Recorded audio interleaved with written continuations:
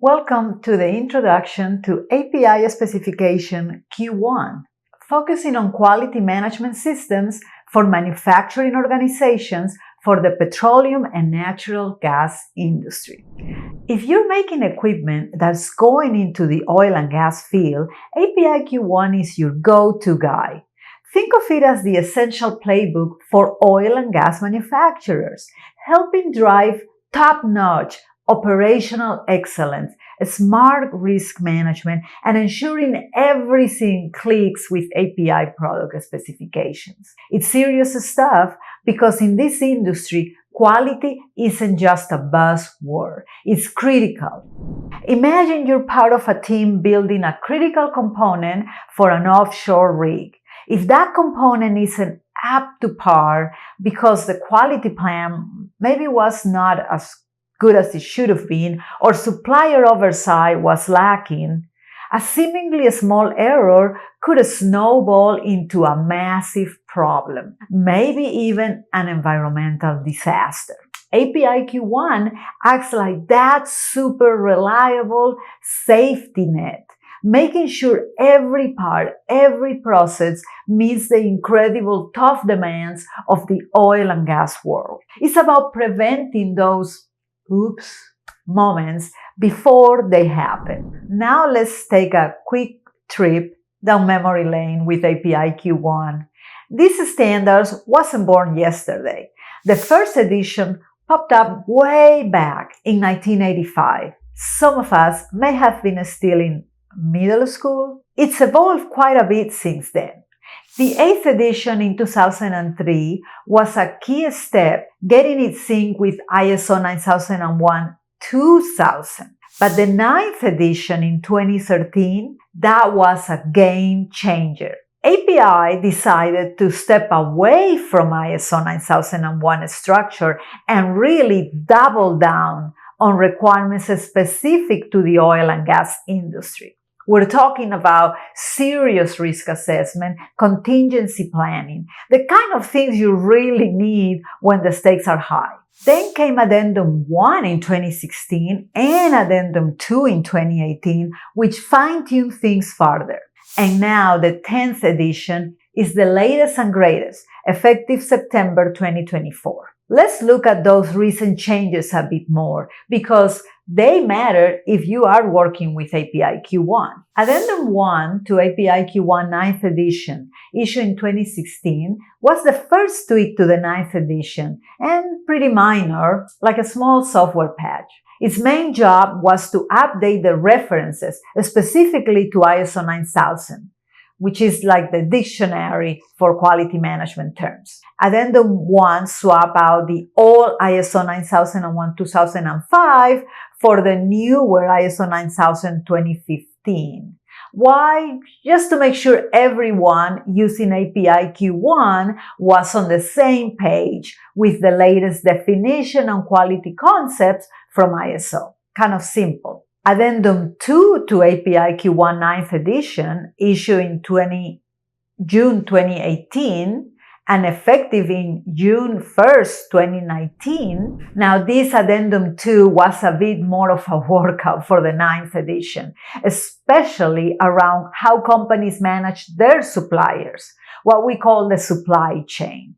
Key changes here included new definition for supply chain. They actually define supply chain as suppliers and associated sub-suppliers required for product realization. Sounds a bit formal, but it just stresses how vital it is to manage everyone involved in the making of a product. Your suppliers, their suppliers, and so on. It beefed up the design inputs. Clause 5.4.3, which deals with planning your design and development, got an update. It now explicitly asks for identification of or reference to products, components, and or activities deemed critical to the design. Basically, know what's super important in your design. Tighter supplier controls. Section 5.6 purchasing got a serious makeover. Clause 5611 on the purchasing control procedure was updated. Companies now needed a documented procedure to make sure everything they bought, products, components, or services, met the specs. This procedure had to cover identifying critical items, checking out new suppliers properly, deciding how much control to apply to critical suppliers, rules for re-evaluating suppliers, and keeping an approved supplier list. You might even use your Web QMS to manage all of that already in the Web QMS ASL or Approved Supplier List app. Clause 5.6.1.2 about initial evaluation and selection of suppliers also got a rewrite, especially for critical purchases, pushing for a much stronger initial checkup. Streamline corrective and preventive actions. Clauses 642, corrective action, and 643, preventive action, were tweaked, mostly to make them a bit more concise while keeping their main purpose intact. The big takeaway from Addendum 2, it really put the spotlight on a company's responsibilities to control its supply chain and manage the risks that come with outsourcing and relying on critical suppliers. No more out of sight, out of mind. API Specification Q1 10th edition, which was published in September of 2023 but effective September 2024, is the current heavyweight champion of API Q1. This latest version is a full-on update, packed with improvements and clarification to push quality management even further in our industry. Here are some of the aha moments from this 10th edition. Scope tweaks. The standard scope saw some adjustments, possibly making it clearer or even a bit broader for different types of manufacturers. Risk-based thinking on steroids. If the 9th edition introduced risk-based thinking, the 10th edition practically made it the star of the show. It's woven even more deeply into every part of the quality management system. Leadership is now on the spotlight. There's an even bigger emphasis on top management's role. They need to be the champions, provide the resources, and make sure the QMS is actually working. Supplier management, even tougher. Those strict supplier controls from Addendum 2, they've been developed even farther. Expect more explicit rules for qualifying suppliers, keeping an eye on reevaluating them, and keeping all the records. Your Web QMS Supplier Management app, the ASL, will be your best friend here. Supply chain risk, front and center. A much clearer focus on finding and dealing with risk all along the supply chain. Management of change, or MOC. Refinements to how companies manage changes that could affect product quality or the QMS. The MOC app in your Web QMS is designed for exactly that. Contingency planning, updates to make sure companies are even better prepared for when things go sideways. Records retention, more clarity on keeping records, for how long and what kind, and evidently, or more precisely, records retention was upgraded to 10 years instead of 5. And quality management flexibility. The 10th edition offers a bit more wiggle room on the traditional quality manual. Companies can document their QMS in ways that make sense for them, for you, as long as they still meet all the standard requirements and a general polish alignment. Like any big update, there are lots of clarifications, better wording, and improvement alignment with current industry best practices, all while keeping that sharp focus on oil and gas industry. The goal of the 10th edition is to make our industry's quality systems even more robust, leading to better product, safer operations, and more efficient work. It is a good thing, even if it means a bit of homework on all of us. So what's the official scope of API Q1? In simple terms, it lays out the requirements for a quality management system, or QMS, for companies that manufacture products or provide manufacturing-related services that have to meet specific product standards for the petroleum and natural gas industry. The whole point is to make sure products are consistently good and that risks are kept in check. No surprises, please. Now on to the structure of API Q1. If you are used to the ISO high-level structure, or HLS, we talk about API Q1 does its own thing a bit, though it covers similar ground. It's organized into 6 main sections. Section 1 is the scope. Section 2 covers normative references, which are other standards that you need to know about. Section 3 is all about terms and definitions, acronyms and abbreviations. The dictionary part, which all the companies have. Section 4 is the big one, is the quality management system requirements. Section 5 dives into the product realization, how you actually make stuff. And Section 6 is about quality management system monitoring, measurement, analysis, and improvement. There's also an Annex A that gives information on using the API Monogram, which we'll touch on later. All right, let's roll up our sleeves and get into no sleeves today, and get into the core requirements of API Q1 10th edition, starting with Clause 4. This clause is all about laying the foundation for your quality management system. Think of it as building the strong base of a house. First up, we have the general requirements. This is where the standard basically says, okay, you need a QMS and here is the overall idea.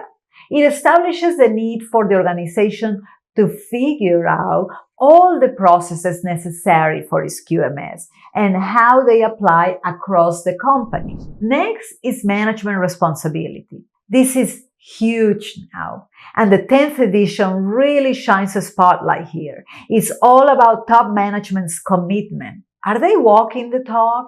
It covers establishing a clear quality policy, what the company stands for in terms of quality, setting quality objectives, what you're aiming to achieve, planning, making sure communication, both external and internal, is effective, and of course, conducting your management reviews. A strong leadership involvement isn't just nice to have, it's a must. Then we have organizational capability. This is about making sure the company has the right staff to get the job done. This includes having competent personnel, people who know what they're doing, training records, maybe web QMS, the necessary infrastructure, buildings, equipment, and a suitable work environment. Following that, the documentation requirements, yes, the dreaded paperwork, but it is essential. This includes the quality manual, although like we mentioned, the 10th edition gives a little more flexibility here, and it might not be just a single, manual anymore. How you control your documents, version control is your friend, and web QMS is your best friend maybe, and setting up any necessary procedures. Finally, control of records. This is all about keeping the proof. This section outlines how to identify, store, protect, retrieve, keep the right information for the right amount of time, and eventually dispose of those quality records. These records are the evidence that you're meeting requirements and that your QMS is working effectively.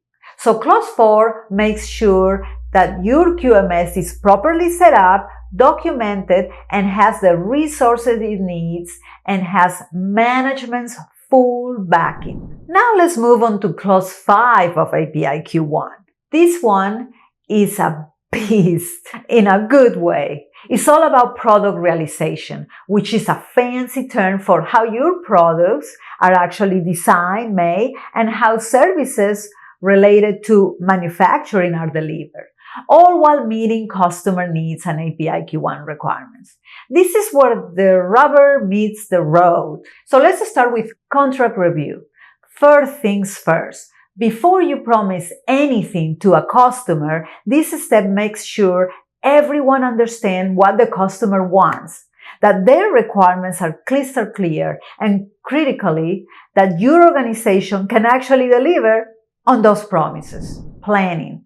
This is where you map out how you're going to make the product or deliver the manufacturing related service. It involves defining objectives for the product, figuring out what processes and documents you'll need, and making sure you have the necessary resources lined up. Risk management, a superstar in API Q1. This isn't just a suggestion. It is a core requirement. You need to systematically identify potential problems, risk related to making your product, and in your QMS processes, assess how serious they are, and then take action to mitigate them. Your web QMS has a handy-dandy risk management app to help with this. Design. If your company designs the products it manufactures, this section is for you. It lays out the rules for design planning, what information you need to start, your inputs, what your design should produce, your outputs, and how you review, verify, validate, and control any changes to the design. No winging it here. Purchasing. You can't make everything yourself, right? This part covers how you control the products and the services you buy from suppliers. It includes checking out and selecting suppliers. And the 10th edition is big on this. Verifying that what you bought is actually correct. And making sure it all meets the specified requirements. That approved supplier list on Web QMS is surely looking good. Control of product realization. This is about controlling the actual manufacturing conditions. It includes things like process validation, making sure your processes can consistently produce good products, identification and traceability, knowing what's what and where it came from, preserving the product properly, and taking care of any customer property you may have. Product release, the moments of truth. This defines how you verify that the product meets all the requirements before it goes out the door to the customer. No sending out duds. Testing, measuring, monitoring, and detection equipment, or TMMDE. A bit of a mouthful, but super important. This section is about controlling all the equipment you use to check if your product is good. Think of caliper, gauges, testing machines. They need to be calibrated and maintained. And your Web QMS asset management app, with its handy-dandy calibration function, may help here. Control of non-conforming product. What happens when something goes wrong and a product isn't up to par? This section tells you how to identify it, document it, figure out what to do with it, like rework, scrap, or something else, and make sure it doesn't accidentally get used or shipped. Management of change, MOC. Change is inevitable, but in manufacturing, uncontrolled changes can be a disaster. MOC is a systematic way to manage any changes to your processes, product, or even your quality management system to make sure that quality doesn't take a hit. That MOC app in Web QMS is your best friend for this. Wow, Clause 5 is really the operational heart of your QMS, making sure quality is designed and built into every single step of making your product. Finally, for API Q1, let's look at Clause 6. This one is all about quality management system monitoring, measurement, analysis, and improvement. It is how you check if your QMS is actually working effectively and how you make it even better over time. It is the check and the act part of our PDCA cycle. This just sets the stage, saying that you need to plan and implement how you're going to monitor, measure, analyze, and improve things. Monitoring, measuring, and improving. This is a broad category. It includes keeping an eye on customer satisfaction. Are they happy? Conducting internal audits, maybe using your Web QMS internal audits app. Perhaps to check if your QMS is doing what it should and is effective. And of course, monitoring and measuring your processes and products to see how they are performing. Analysis of data. You're collecting all this data from monitoring and measuring. Now what? This part requires you to analyze the data to see if your QMS is suitable and effective and to spot opportunities for improvement. This data can come from all over. Your measurements, internal audits, customer feedback, many places. Improvement. This is where the action really happens. It covers the processes for continually making your QMS better. This includes taking corrective action when things go wrong to fix the root cause of the problem so it doesn't happen again, and taking preventive actions to stop potential problems before they even start, and spotting opportunities so that you can improve further. The Web QMS CIP application might be handy here. Management review. Top management cannot just set the QMS and forget it. They need to regularly review the QMS to make sure the QMS is still suitable, adequate, and effective. This review looks at performance opportunities for improvement and at any need for changes to the QMS, including the quality policy and the objectives. The Web QMS management review surely can come in handy here. So Clause 6 closes that continual improvement loop, pushing your organization towards better performance and an even stronger quality management system. And remember those little notes you see scattered throughout API Q1? They are there to give you guidance and clarification, but they aren't really auditable. Basically, helpful hints, not really hard rules. Now let's chat about something very important and often talk about with API Q1, the API Monogram Program. So what's the big deal with the Monogram? Well, the API Monogram Program is a voluntary licensing program. It's run by the American Petroleum Institute. It's a bit different from just getting your QMS certified to API Q1. This isn't just a certification of your whole management system. It is a specific license to mark your products with that famous API monogram. The main purpose here is to help ensure that products are consistently manufactured to meet the specific API product specifications. If a company successfully jumps through all the hoops of the licensing process, they get the right to put the official API monogram mark on their brand new product. And that little mark, it is a globally recognized symbol of quality and compliance in the oil and gas world.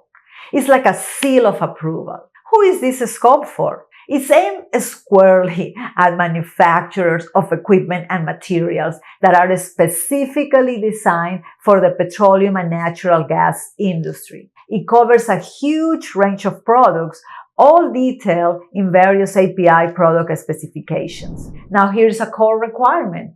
You cannot get that monogram license unless you have a robust quality management system that meets all the requirements of API Specification Q1. That's non-negotiable. Your API Q1 compliant QMS is the foundation upon which the monogram license is built. How does API make sure companies are playing by the rules? Through tough verification. API sends its auditors to do on-site audits of the manufacturer's facilities. These auditors dig deep to verify that the QMS isn't just a bunch of nice documents, but it's actually implemented, working effectively, and can consistently churn out products that meet the relevant API product specification. These audits happen before you get your first license and then periodically to make sure you keep it up. What is the key benefit for a manufacturer holding an API Monogram license? It's pretty significant. It shouts to the entire industry, to your customer, and to regulatory bodies that you've proven you can consistently make products that meet those demanding API specifications. This seriously boosts your market recognition, builds a ton of customer trust, and can give you a real competitive edge. Finally, the underlying principle of the Monogram program is all about providing assurance. Assurance that products carrying the API Monogram are made under a quality management system that is thoroughly controlled, regularly audited by API, and is always striving for continual improvement.